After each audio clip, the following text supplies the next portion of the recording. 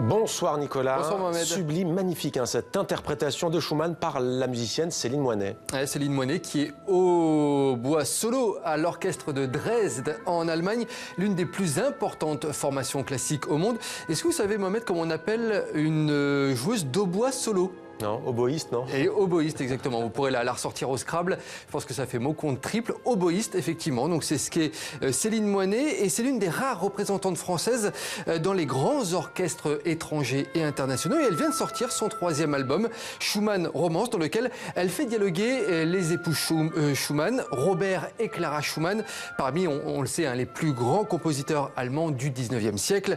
Une sélection de pièces écrites pour le hautbois ou spécialement adapté à cet instrument, un instrument à la sonorité élégante et romantique. Écoutez.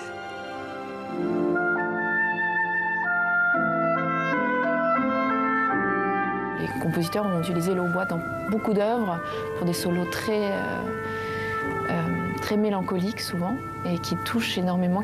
Et finalement, le timbre est très proche de la voix parce qu'on peut utiliser du vibrato, on peut changer beaucoup de couleurs, c'est très flexible, c'est très proche de la voix humaine.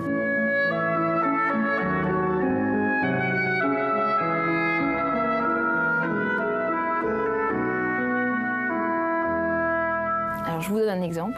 Le concerto pour piano de Robert Schumann a été écrit pour Clara, qui était à l'époque une grande virtuose du piano. Et il s'ouvre donc sur un solo de hautbois. Et ce solo, si vous connaissez un petit peu l'écriture allemande, ils n'ont pas en Allemagne le do, ré, mi, fa, sol, la, si, do comme nous on l'a, c'est des lettres. Donc en fait, il a écrit le solo sur les lettres sur le prénom de Clara. C'est touchant quand même. Et donc ça, déjà, on écoute la pièce et voilà, ça s'ouvre sur le prénom de Clara, donc c'est vraiment l'hommage. Et c'est tout de suite le son du hautbois qui, comme je vous le disais, quelque chose de très romantique, très expressif. Et donc on a tout de suite, voilà, on sait que quand il veut exprimer quelque chose directement du cœur, il utilise mon instrument.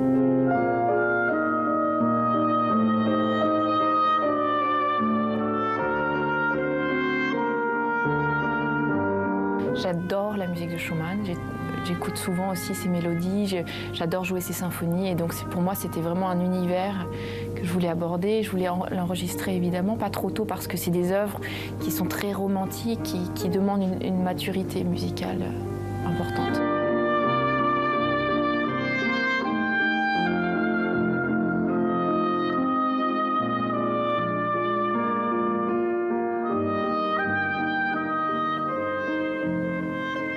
Très reposant, Mohamed. J'écouterai des heures. Ouais. Moi pareil. Schumann Romance, c'est le nom donc de ce 3e album signé Céline Moinet que je vous recommande.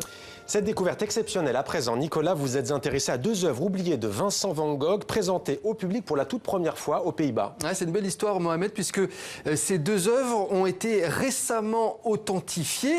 Initialement, c'est ce dessin que vous allez découvrir de Vincent van Gogh qui a été découvert dans la collection de la Fondation d'art von Vlissingen. Cette œuvre s'appelle La colline de Montmartre avec carrière en pierre, une œuvre qui date de mars 1886. Et en fait, pendant de nombreuses années, le dessin est passé totalement inaperçu dans une collection privée jusqu'à ce qu'il soit amené au musée Van Gogh en 2013 pour authentification. On l'a effectivement authentifié, il est bien de Van Gogh. Et après cette découverte, en fait, un autre tableau a été présenté les mêmes caractéristiques.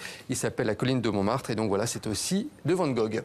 Et puis pour finir, Nicolas, une disparition, celle d'Edwin Hawkins, créateur de la version moderne du célèbre Oh Happy Day. Il était considéré comme l'un des fondateurs de la musique gospel moderne. Il avait connu un énorme succès en 1969 avec un nouvel arrangement de la chanson Oh Happy Day, qui est un hymne religieux à la base du XVIIIe siècle. Il avait créé avec son groupe la version actuelle avec ses 2 voix qui se répondent. Il avait 74 ans. 74 ans. Nicolas, vous avez croisé Linda Giguère à la rédaction, elle est de bonne humeur?